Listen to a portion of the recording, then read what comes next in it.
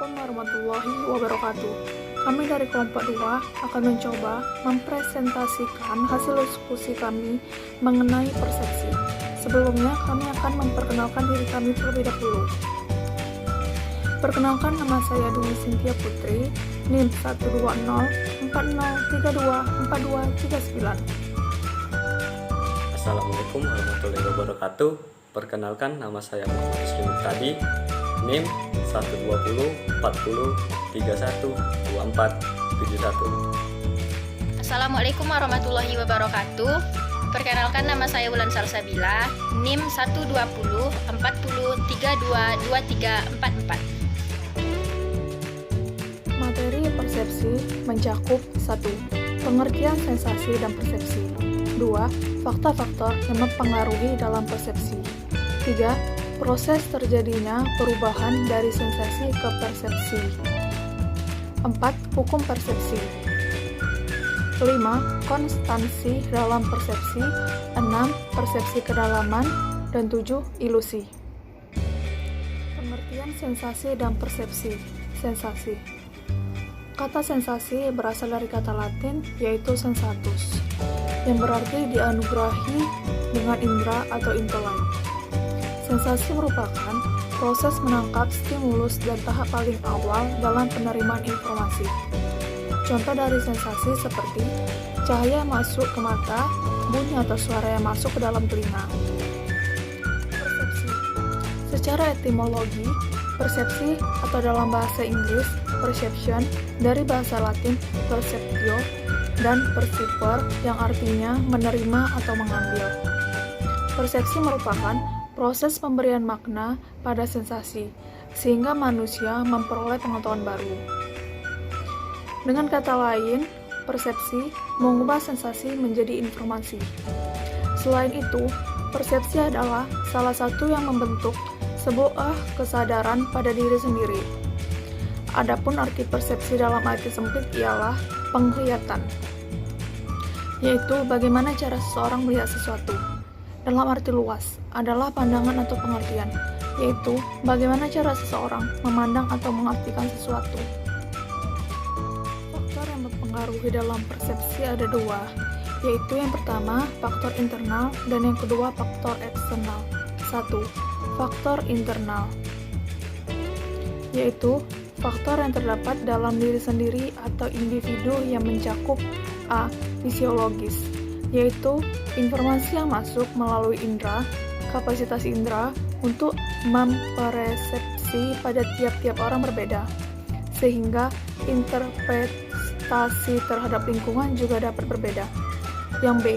Perhatian, yaitu individu memerlukan sejumlah energi yang dikeluarkan untuk memfokuskan pada bentuk fisik dan fasilitas mental yang ada pada suatu objek. Yang C. Suasana hati, yaitu keadaan emosi mempengaruhi perilaku seseorang. Mood ini akan menunjukkan bagaimana perasaan seseorang. Yang D.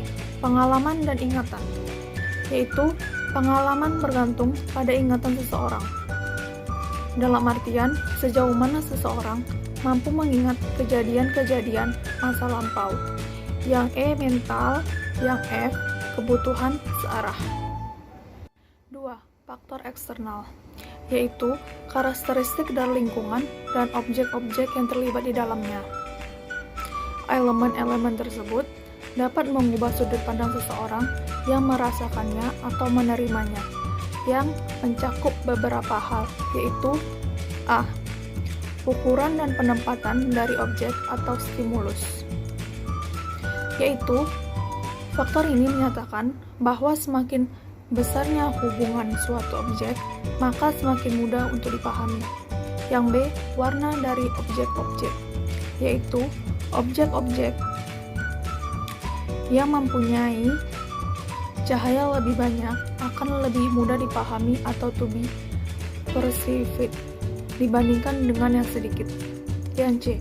Keunikan dan kekontrasan stimulus, yaitu stimulus luar yang penampilannya dengan latar belakang dan sekelilingnya yang sama sekali di luar sangkaan individu. Yang lain akan banyak menarik perhatian.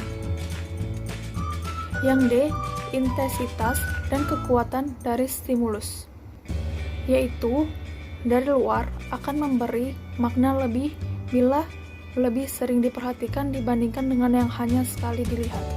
Kekuatan dari stimulus merupakan daya dari suatu objek yang bisa mempengaruhi persepsi. Yang E, motion atau gerakan, yaitu individu akan banyak memberikan perhatian terhadap objek yang memberikan gerakan dalam jangkauan pandangan dibandingkan objek yang diam. Proses terjadinya perubahan dari sensasi ke persepsi. Sensasi merupakan tahap awal sebelum terjadinya persepsi, yang dimana sensasi berawal dari stimulus yang merupakan sebuah objek, seperti cahaya, suara, dan sentuhan. Ketika stimulus sudah ditangkap, selanjutnya akan masuk ke dalam yang bisa disebut dengan ambang batas, yang merupakan kemampuan untuk menangkap sebuah objek. Tergantung dari objeknya, apakah termasuk dari stimulus kuat atau stimulus lemah. Setelah penangkapan di dalam ambang batas, selanjutnya akan ditangkap kembali oleh panca indera yang terdiri dari penglihatan, pendengaran, penciuman, peraba, dan yang terakhir mengecap. Kemudian dari panca indera tersebut akan menghasilkan sebuah sensasi. Sensasi yang diterima akan mempengaruhi persepsi. Disinilah terjadi apa yang disebut dengan proses persepsi, yaitu cara kita menginterpretasi atau mengerti pesan yang telah diproses oleh sistem indrawi kita.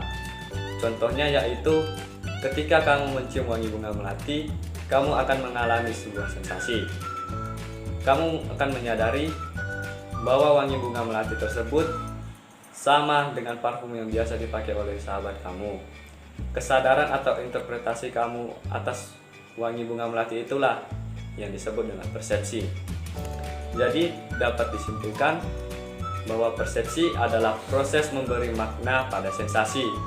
Dengan melakukan persepsi, manusia dapat memperoleh pengetahuan baru. Hukum persepsi. Di sini saya akan menjelaskan hukum persepsi menurut teori Gestalt. Sebelum saya menjelaskan hukum-hukum persepsi, saya akan menjelaskan terlebih dahulu apa itu Gestalt. Gestalt adalah sebuah teori yang menjelaskan proses persepsi melalui pengorganisasian komponen-komponen sensasi yang memiliki hubungan, pola, ataupun kemiripan menjadi kesatuan. Teori Gestalt mula-mula dikemukakan oleh Wertheimer atas kejadian yang dialaminya pada waktu ia di stasiun kereta api yang dinamakan Piphenomena, yaitu bahwa dalam seseorang mempersepsi sesuatu tidak hanya semata-mata tergantung pada stimulus objektif, tetapi individu yang mempersepsi juga berperan dalam persepsi tersebut. Penelitian-penelitian secara eksperimental dilakukan oleh Wertheimer dan kawan-kawan dalam persepsi, sehingga menemukan beberapa hukum dalam persepsi. Hukum-hukum persepsi menurut teori Gestalt adalah sebagai berikut. Yang pertama yaitu hukum figure ground. Dalam persepsi dikemukakan adanya dua bagian dalam perceptual field, yaitu figur yang merupakan bagian yang dominan dan merupakan fokus perhatian, dan ground yang melatar belakangi atau melengkapi.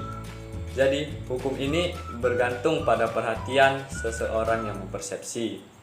Yang kedua yaitu hukum kedekatan atau proximity. Hukum ini menyatakan bahwa apabila stimulus itu saling berdekatan satu dengan yang lain, akan adanya kecenderungan untuk dipersepsi sebagai suatu keseluruhan atau suatu gestalt. Yang ketiga yaitu hukum kesamaan atau similarity. Hukum ini menyatakan bahwa stimulus atau objek yang sama mempunyai kecenderungan untuk dipersepsi sebagai suatu kesatuan. Yang keempat yaitu hukum kontinuitas. Hukum ini menyatakan bahwa stimulus yang mempunyai kontinuitas satu dengan yang lain akan terlihat dari ground dan akan dipersepsi sebagai suatu kesatuan atau keseluruhan. Yang kelima yaitu hukum kelengkapan atau ketertutupan, atau bisa disebut dengan closure. Hukum ini menyatakan bahwa dalam persepsi adanya kecenderungan orang mempersepsi suatu yang kurang lengkap menjadi lengkap, sehingga menjadi suatu yang penuh arti. Kelima adalah konstansi dalam persepsi. Aktivitas mempersepsi adalah aktivitas yang terpadu atau integrate, dan ternyata persepsi terhadap sesuatu yang memerlukan beberapa konstansi, yaitu satu, konstansi bentuk atau subkonstansi, yaitu kecenderungan orang untuk mempersepsi sesuatu secara sama tanpa adanya kemungkinan variasi. Yang kedua, konstansi warna atau color konstansi, yaitu mempersepsi benda dengan warna yang sama walaupun dalam penerangan cahaya yang berbeda. Yang ketiga, konstansi ukuran atau size konstansi, yaitu kecenderungan untuk melihat suatu benda dengan ukuran yang sama walaupun terdapat variasi cara melihat. Persepsi kedalaman. Persepsi kedalaman adalah kemampuan indera penglihatan untuk mengindera ruang, tetapi hanya ruang yang berdimensi 3, sedangkan penginderaan visual kita hanya berdimensi 2. Maka dari itu, penginderaan ruang merupakan penghayatan yang menyeluruh, bukan sekedar penginderaan visual saja. Ada beberapa patokan yang digunakan manusia dalam persepsi kedalaman, yaitu satu, perspektif atmosferik, artinya semakin jauh objek semakin kabur. Yang kedua, perspektif linear, artinya semakin jauh garis-garis akan semakin menyatu menjadi satu titik. Yang ketiga, kualitas permukaan, artinya berkurangnya ketajaman kualitas tekstur karena jarak makin jauh. Yang keempat, posisi relatif, artinya objek jauh akan ditutupi atau kualitasnya menurun karena bayangan objek-objek yang lebih dekat. Yang kelima, sinar dan bayangan, artinya permukaan yang lebih jauh dari sumber cahaya akan lebih gelap dibanding yang lebih dekat. Yang keenam, patokan yang sudah dikenal, artinya benda-benda yang sudah kita kenal ukurannya akan lebih kelihatan kecil di kejauhan. Ketujuh, ilusi. Ilusi adalah sebuah persepsi panca indera yang disebabkan karena adanya stimulus panca indera atau penafsiran yang salah dari suatu rangsangan. Berikut ini hubungan persepsi dan ilusi, di antaranya penglihatan, pendengaran, penciuman, pengecapan, perabaan, dan rangsangan.